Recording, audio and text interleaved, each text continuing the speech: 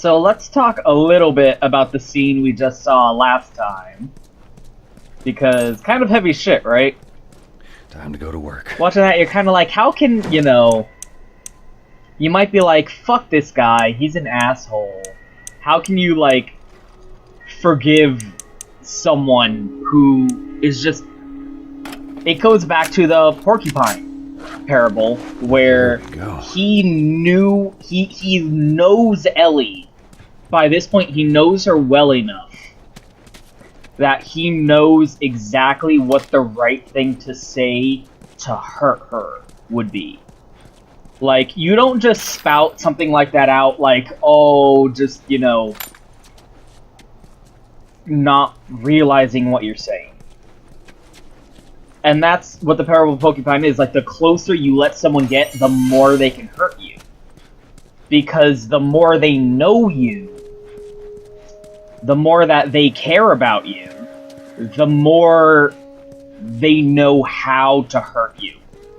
On purpose and on accident, but usually also on purpose.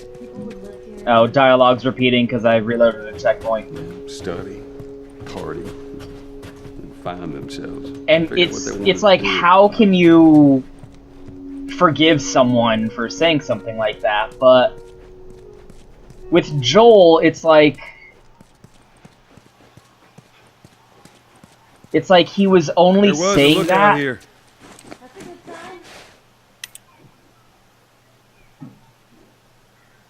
But like with Joel, he was only saying that. It's sort of like you can kind of tell he was saying that because he felt the opposite. You know, he was like, "You're not my daughter." When in reality, he does feel this emotional bond with Ellie. And he does care about her, and he does sort of feel like this is my daughter. Like, that bond that Ellie's starting to feel towards him, it does go both ways, and that's why he said it. That's why he wanted to shut it down, because to Joel, as we've seen, like, any kind of emotional connection to him, that translates into his mind as pain. And so the instant he feels any kind of care in his heart towards her, he starts pushing her away. He's like, no, I don't want to feel this. And I don't want her to feel that way about me, so just sever it. And of course he said that in the heat of the moment. None of these buildings look like a mirror to me. Go ahead to Central Grounds. Should be able to see most. Yeah, I reloaded, so it's repeating a lot of dialogue, unfortunately. I'll stay with Callus. I hate that name. Should go back.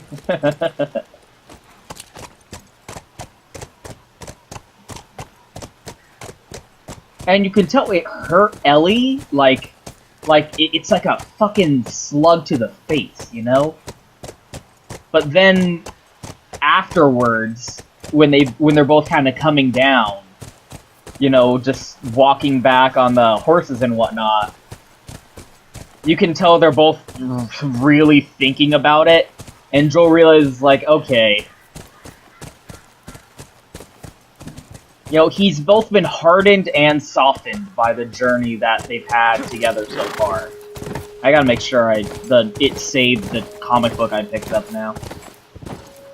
He's been hardened and softened by the experience he's had so far. Where he's like, it's sort of like he's accepting, okay, I'm willing to take on the risk. Let's go. You know, I know for me this is gonna mean, oh, what if she dies? Then am I gonna be able to survive that? Am I gonna be able to survive Ellie dying when I care about her as much as I do?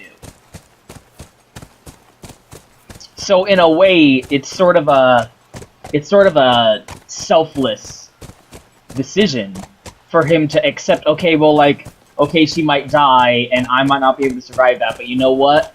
She's not gonna survive without me.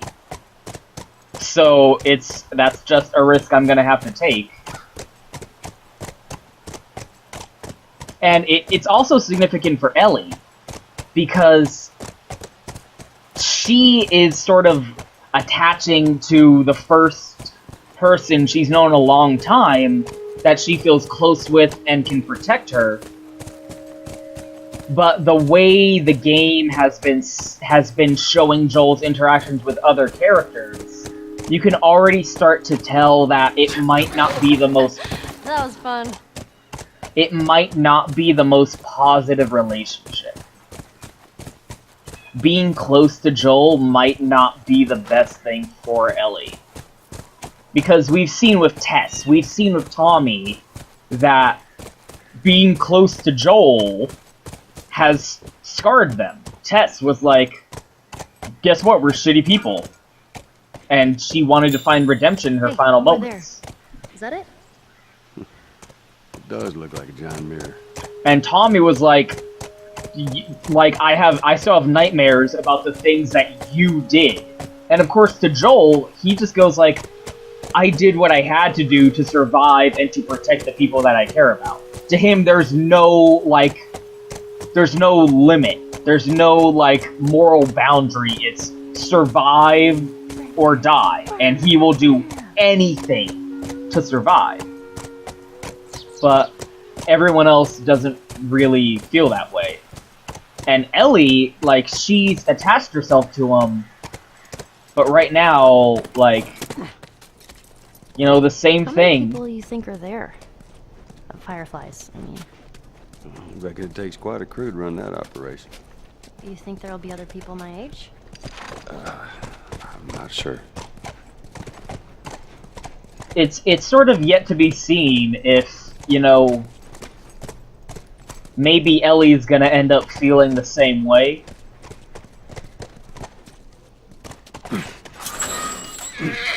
Oh, what is it? Sounds like runners. Stay with the horse. I'll go check it out. You sure? Yes, I don't want him running off. I'll be right back.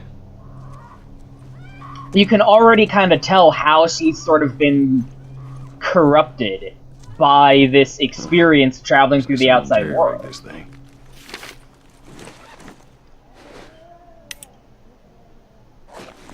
Where she has taken up a gun and started killing people.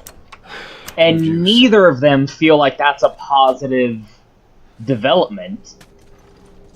But Joel's kind of like, well, this is what you gotta do. And at the time, she did feel like, yeah, I wanted to contribute. I didn't just want to be a burden. But that's the kind of thing where, maybe years on down the line, maybe she's gonna feel differently about it. And think maybe it's not such a good thing that I had this exposure to this person who taught me how to do this. And made me into the kind of person. Then again, she might not. She might, maybe she'll take even more from Joel, because Tommy and Tess were both adults. And she's much younger. Maybe she's gonna be like, no, really adopt Joel's mentality of, we're survivors. That's just the way it is. But then you can think, well, is that a good thing? Can you really say that that's, a positive development? Or is that kind of terrifying in its own right? Well.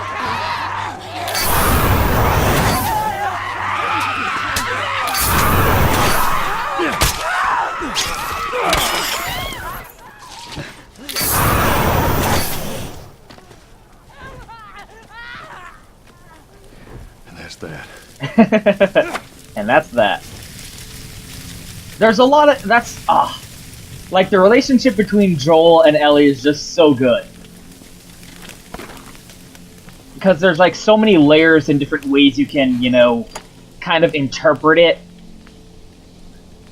You can be like, no, it is a good thing that Ellie is learning how to be, how to survive in this world. Because this is the state of the world. And if she doesn't know how to do this stuff, then she's not going to survive. And, Tess and Tommy can be kind of bitchy about it, but in the end, they wouldn't be here if it wasn't for Joel. So kind of like, fuck them for being hypocrites. Or you can be like, no, it is kind of shitty that Joel is this person. He's almost this corrupting influence who's kind of tainting the lives of everyone he comes into contact with. While barely clinging on to some semblance of human decency himself. Hey, I was thinking, I would have wanted to be an astronaut. Yeah. Can you imagine being up there all by yourself? Would have been cool. I'm just saying. Hey, that's a good question. What did happen to the astronauts? It's been 20 years. What happened to all the astronauts up in the International Space Station and shit? What about you? They're probably dead. What do you want to do? Well, when I was a kid, I used to want to be a singer. Shut up. I'm serious. Sing something. No. Come on, I won't laugh. I don't think so. Please. And as you can see, Joel's already starting to open up a little bit more. Like, he's accepted that, you know, okay, I care about her, and I'll accept the risk that comes with caring about someone. So he's starting to let the walls drop even more than before. He's starting to let himself get emotionally connected to this other person. The urge to try and, like, push her away to protect himself. I'll be right back. I'll be here.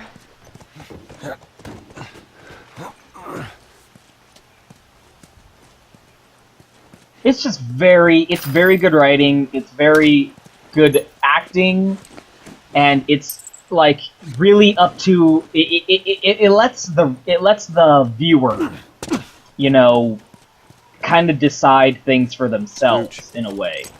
And not in that, like, cheap, oh, I don't know the answers, you figure it out because I'm a lazy writer. It's like, it lets there be enough subtlety. Yeah, a whole mess of them. Oh, monkey, let him go. It really does employ a lot of subtlety to leave room open. And it does feel like, you know, there is a definitive answer, but it lets you try and figure out what it is.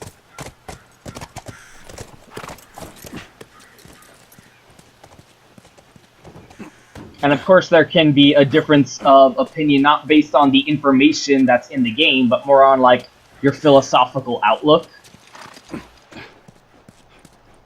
As pretentious as that also sounds.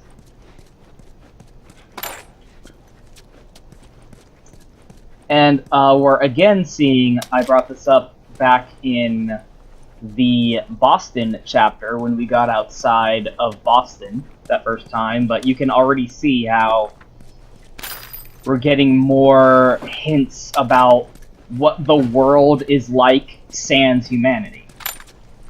You have those monkeys running around, the whole school is kind of overrun with vegetation.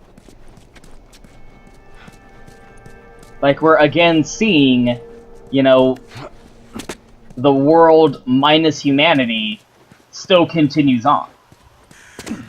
With nature kind of reclaiming the lost ground, animals.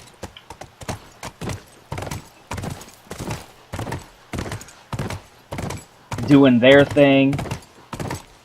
Without human influence. I mean, like, this is a school. Where do these monkeys come from? That was kind of awesome. First time seeing a monkey? First time seeing a monkey. They were probably test monkeys. And now they're out of their cages. No one's here to keep them locked up. And ironic that we're seeing, well, not ironic, but, like, appropriate that we're seeing them, wild animals, under the thumb of humanity, while we're riding on a horse. A domesticated animal. Who's being used as a beast of burden. So you have that nice contrast. And then look over here, this, like, track field, there's fucking trees growing. Like, little, maybe 10-year-old trees. It's just, it's really nifty. Seen someone by now? Maybe these guys like to keep a low profile. Yeah, maybe. Where's the fucking logo that I'm fucking looking for? Because I really like that conversation. Hey, look. Fireflies. See it? This is good. First sign of fireflies. This is good. First sign of fireflies. I missed that show too, Ellie. This is a big area, so I personally can spend a lot of time kind of shoving my face into every nook and cranny looking for collectibles.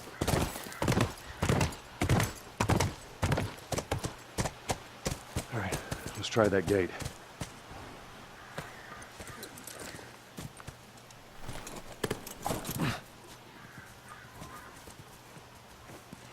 There it is.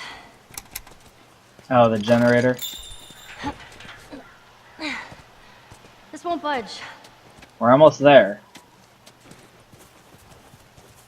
Watch yourself. You too. You too.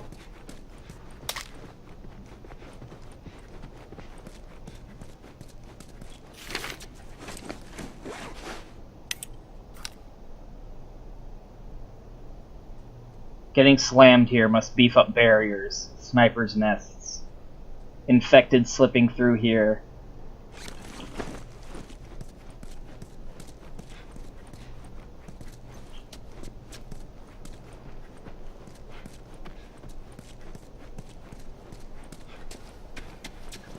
You know, schools are shockingly defensible structures when you think about it.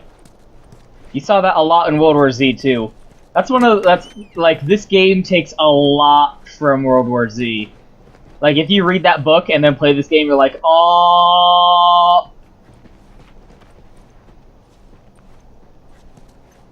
And in World War Z, there's a whole section of, like, a documentarian guy, movie producer, who decided to use his talents to make, like, human survivalist documentaries, showing people surviving against the zombies. And one of the first movies he did, Savage Starlight the movie! They were making a movie? Ah, that would have been wicked. Because look, if you'll notice, oh, which one?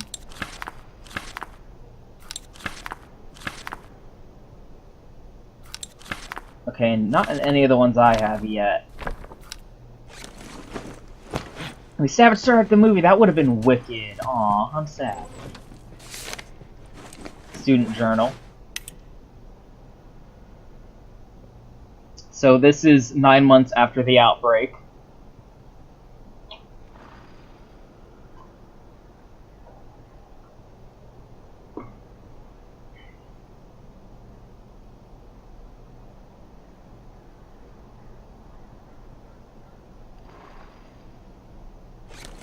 Wonder how long you held out.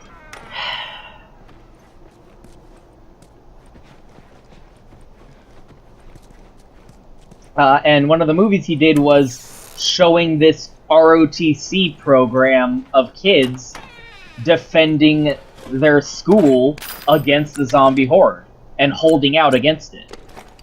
Like, they succeeded. And in a minor story, the, like, kind of platoon leader of that ROTC group, yeah, got a little bit too close, but yeah.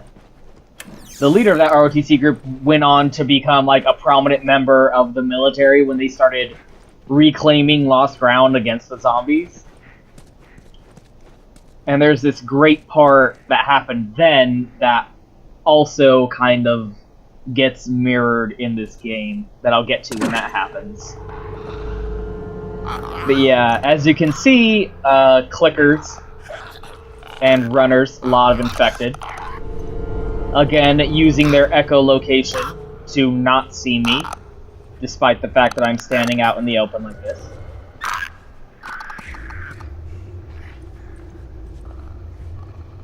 because that's how echolocation works. And you might be starting to notice the slant here of environmental design versus the kind of enemies you encounter in areas where it's overrun by infected, aka places where humans do not live. It's nature it's, you know, a nature-heavy area. And in areas that are run by humans, where the predominant enemies you face are humans, it's a rundown trash heap. Like, if you remember Pittsburgh, it was a very human-centric city, and there was almost no influences of nature whatsoever. Damn it. How do you reload? Right.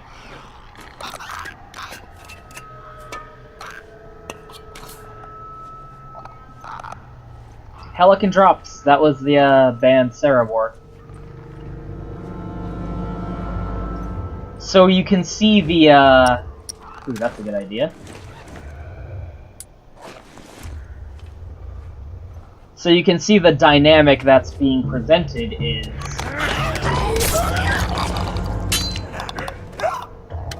you know, while the infected are bad, like Bill said, as bad as these things are, at least they're predictable, it's people that scare me. And humans do present a much more overt threat in the course of our journey here. You know, even like with Tommy's group trying to, you know, forge something new, forge like an actual, yeah, let's try and avoid that, an actual, you know, semblance of civilization again. What was their primary obstacle? It wasn't infected. Oh my god, oh god, hurry, hurry, come on, Joe! Oh. Ooh. That was spoopy. Oh, spooktacular. Suck my dick, bloater. Whew. Tommy didn't seem to deal with infected at all. It was just humans. Humans were coming to take their shit. The banditos.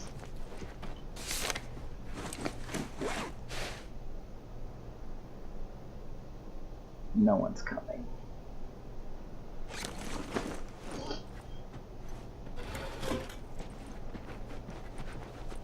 And then also compare that to, in Boston, the military quarantine zone,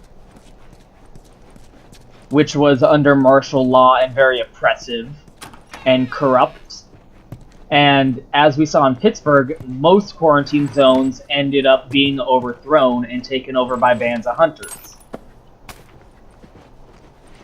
And it's sort of presented as being inevitable that that's going to happen in all quarantine zones all over the country. In places where it hasn't already happened.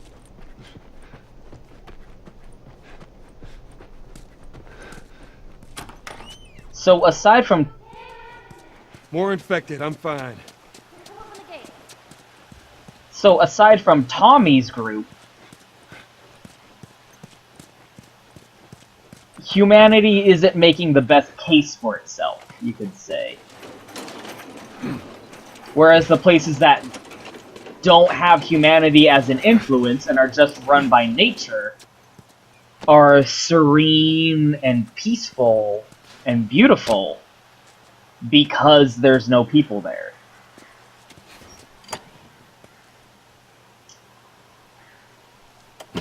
Which is why I said, like, I kind of like how, you know, so often in apocalypse movies, the end of humanity is presented as the end of the world. And this game, You did it! you know, Go on through. it's going another way with it, you could say. Dude, Those clickers. I think think they were fireflies? No. No. No, I don't think so. Yeah, those were How would they have definitely infected so the close to the lab? college Well, school Bill used them as a form of defense. Maybe they're doing the same. Yeah, I could see that. students who tried holding out very overtly, because one of them was a bloater. So they've been in there for quite a long time, perhaps years. Let's go.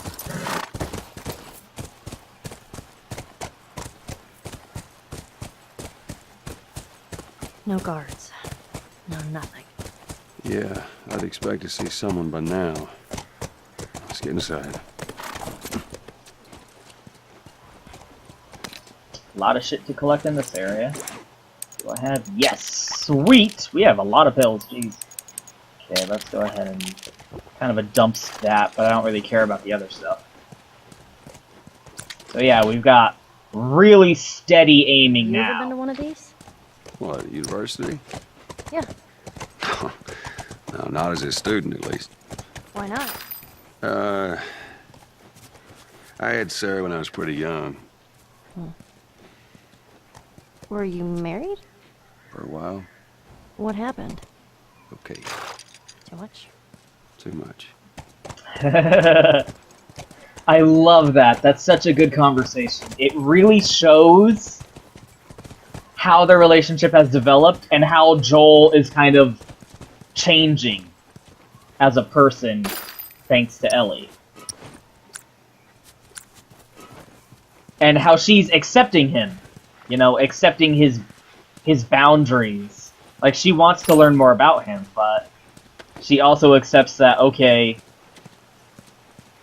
that's as much as you're comfortable with, and I respect that. He's getting over his little, you know, it never happened, never talk about it again thing. We better. But I think I missed the fucking conversation that I was talking about, where, like, you guys were idol worshippers. It was so good. Some of these are really hard to fucking find. Go, scoot. So yeah, this is definitely where the fireflies were. Wonder why nobody's in those little watchtowers.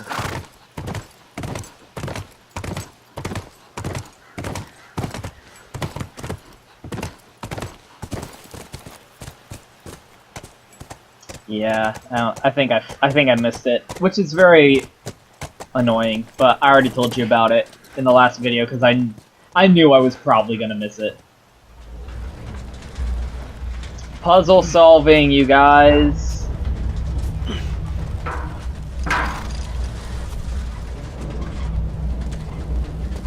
Puzzle. Almost got away from you there, Hundrel. Alright, not what I had in mind, but it'll do.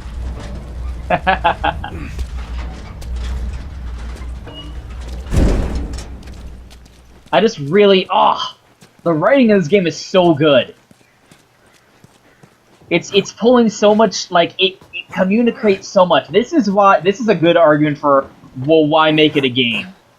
Because you couldn't do this in a movie. This incredibly slow progression of their relationship, showing the world, like the setting, the interplay of, you know, how you glean so much information from the way Joel plays and the way they interact with each other through gameplay. It's just really strong. Thanks. Let's look around.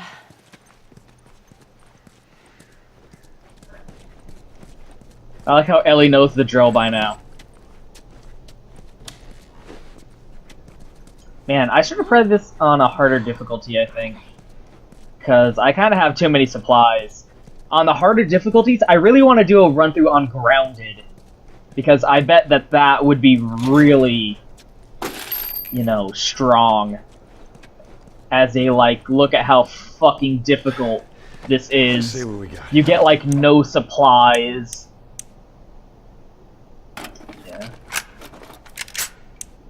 Like you really should feel like you're scrambling for anything. Ugh.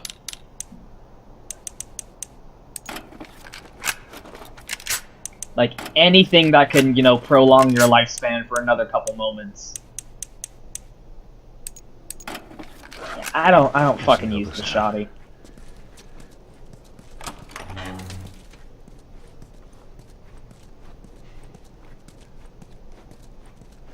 And like, you wouldn't think about it, but the way you're playing, like, I'm playing as Joel rummaging around for supplies, Ellie is trying to find people to talk to. Joel isn't bothering with that. Joel's just, you know, scavenging. Even that, like, oh, that's not intended, but no, that's story that you're gleaning personally as a player. Like, that's a personal, subjective experience that still informs the narrative, still informs the characters.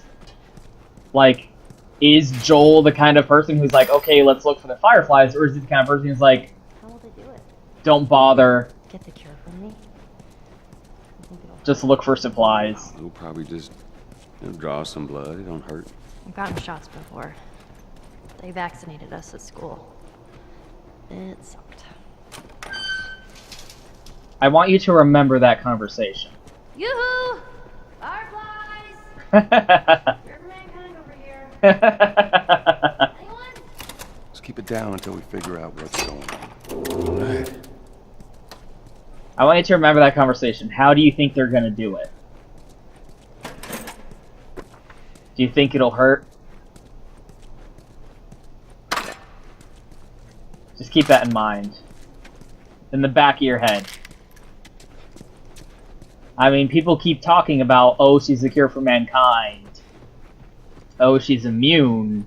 What do you think the process is gonna be of synthesizing a quote-unquote cure? And I feel like I've made my feelings about a cure known by now. But now I want you thinking about the process of how they're gonna fucking collect and synthesize one.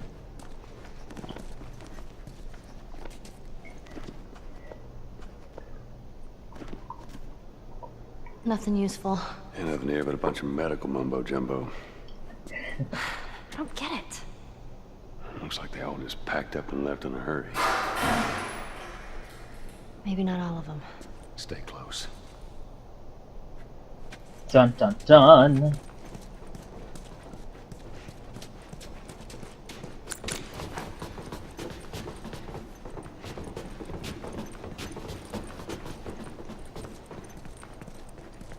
The difficulty is also such that I'm able to stealth through most of the sequences. Therefore, I'm not using resources. Like, I'm not using the arrows, I'm not using any of the bombs that you can make. I'm pretty much just strangling my way through everything. For the most part. I mean, aside from ammo. Which I keep finding ammo for weapons I'm not No using. bodies. That's good, right? We found out where they went.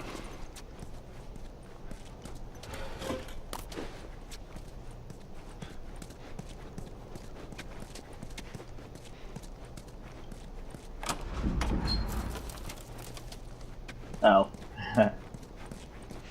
That's why I came. Damn it. This is also a really good sequence.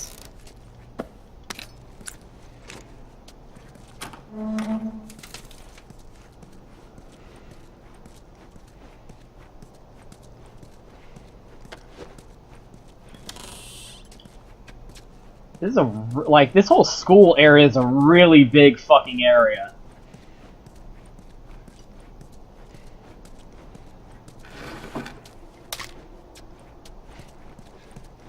Like I said, you can spend a lot of time wandering around through this place.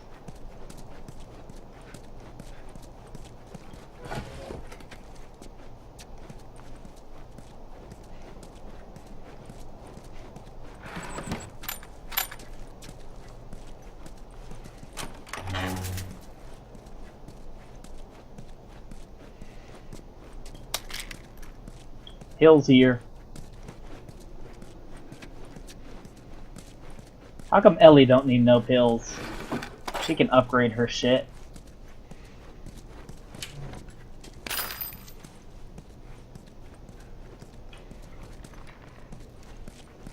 And at this point, especially considering their relationship has progressed in terms of the story, it's also progressed in terms of gameplay. Because it really, like, especially during this sequence, it really feels like you're feeling Ellie's absence during those moments where Joel was alone dealing with the infected. Now that she's become more capable as a, you know, combatant,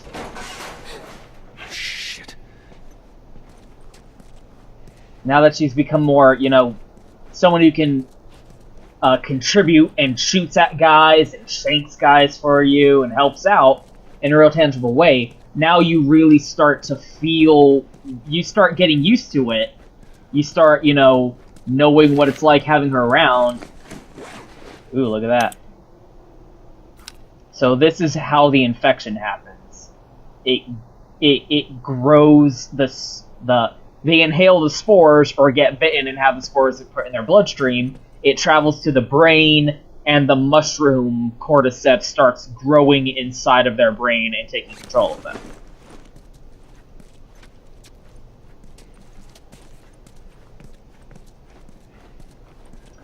So you really start to feel what it's like to not have Ellie around for those sequences, or you start to miss her, being like, oh man, it was a monkey the whole time!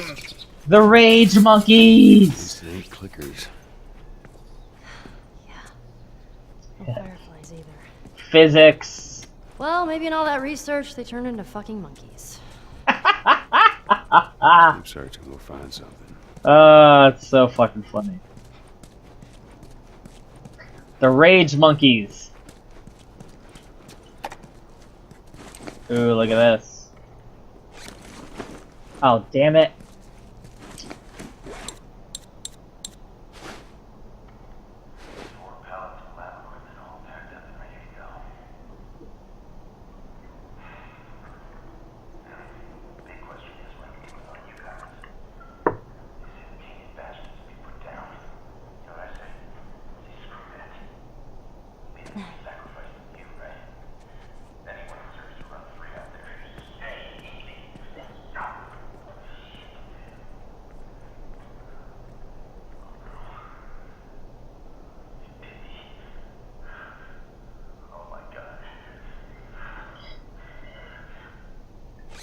Good job, Sure glad we didn't mess Einstein. with them monkeys. He didn't say where they went. I know, let's just keep looking. Fucking more. How can smart people do shit so fucking stupid? They were infecting monkeys with the cordyceps to study them and try and find a cure from them. That much is obvious. Interesting that the monkeys don't turn into clickers or runners. It only infects humans. Kinda reminds me of Toxoplasma gondii, which is a parasite you find in rats that infects the brains of rats and mice and whatnot, and makes them want to get eaten by cats. But humans can get Toxoplasma gondii, and it doesn't, you know, like, it's not gonna do anything. So, maybe cordyceps are the same thing. It's a fungal parasite that only affects humans, but when it infects regular animals, it doesn't change them into runners like it does us. Yep.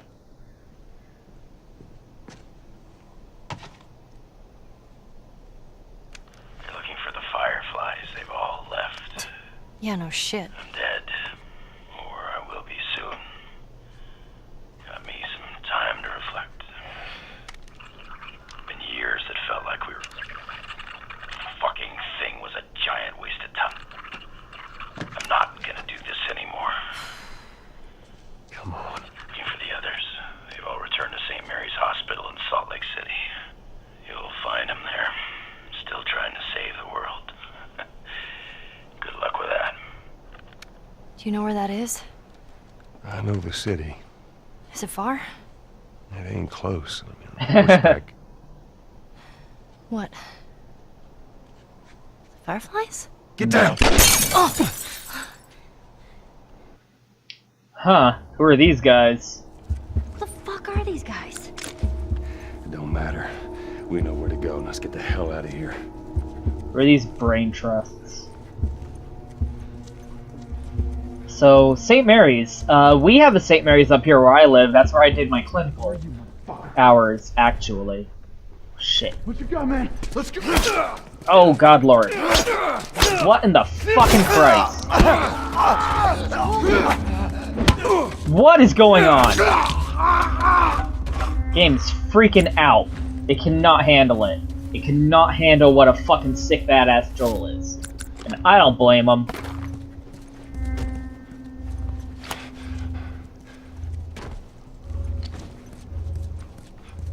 Who the fuck are these guys? Oop. Yeah, let's have some fun now, don't we?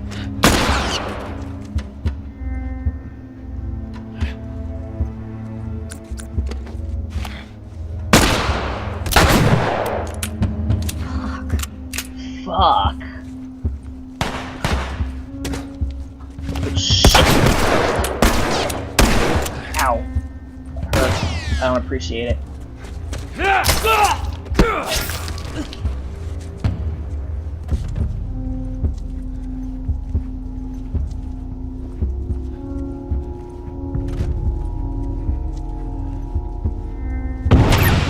Nice. I like how that didn't hurt us. Jeez, Joel. Ooh, I wonder how this would feel on a human.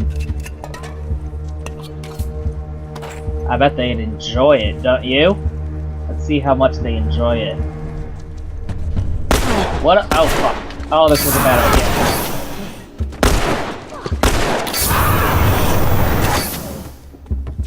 Having fun? Having fun, buddy? Looks like you're having fun. I won't interrupt you.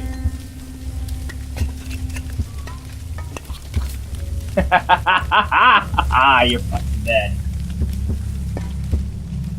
Okay, moving on. Ellie, cover me! Okay. Oh no!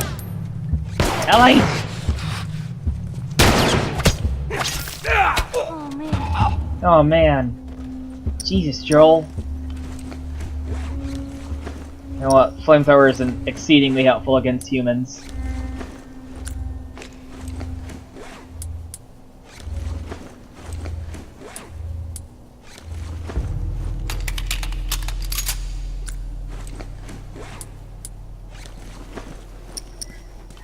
Let's try and be a little bit stealthier.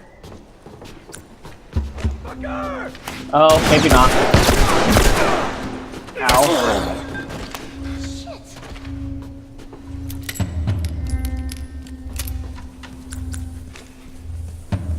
Oh, good lord. Damn.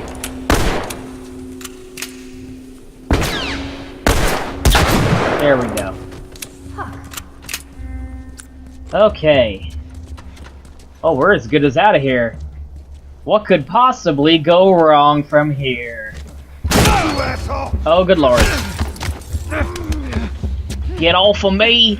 I'm Joel! Huh, we never find out Joel's last name. Hey, Ellie, wanna back me up, or...? Okay, I guess so.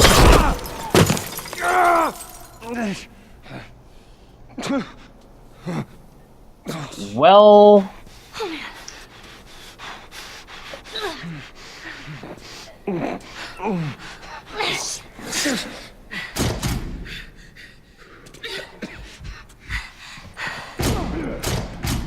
What do you want me to do? What?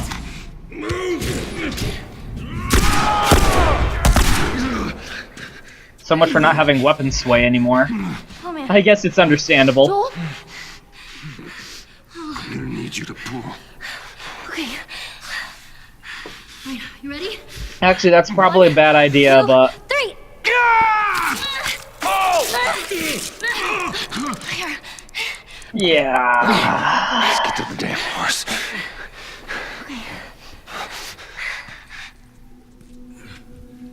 Look at Ellie taking point here. I don't see anyone. Let's go.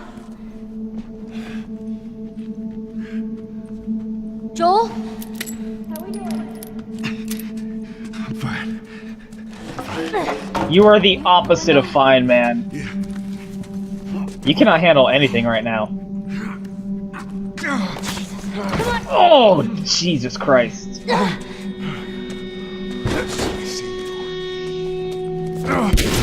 Oh, good lord. Alright. Just stay here. I'm gonna fling this asshole. Ellie, No, don't do it. those were my friends you killed, asshole. Oh, we can't even get a shot. Fuck. You want to do this the hard way? Oh, shit.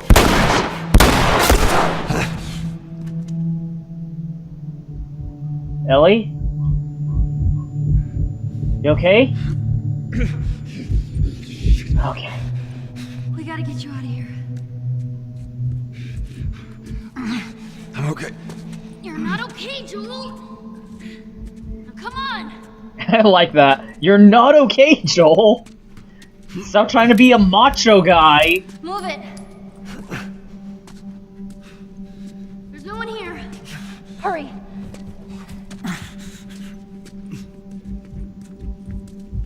Oh, this is... You're doing good. Just keep at it.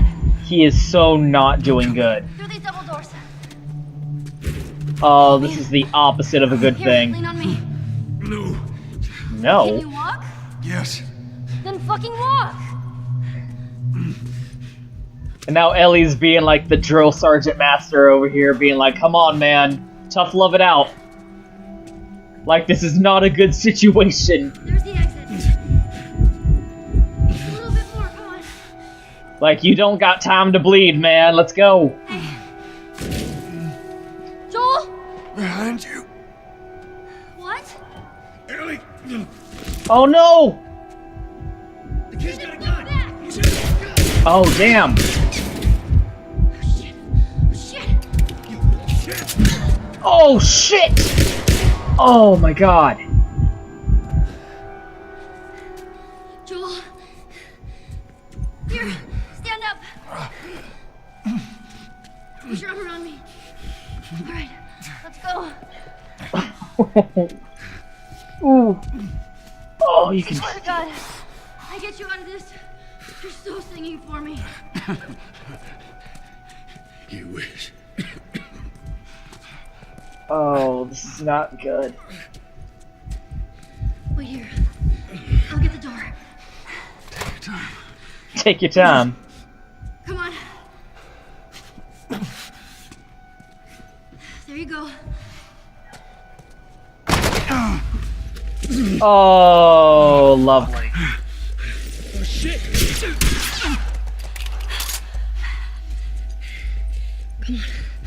Just get the horse. Alright. Ellie's fucking stepping up over here. Can you get on?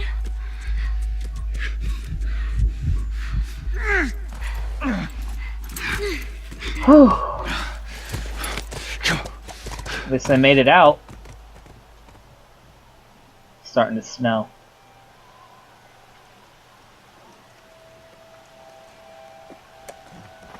I think we're safe. Define we. Joel? Oh. Shit. Joel, here. Oh, get up, get up, get up. You gotta tell me what to do. Come on. You gotta get up.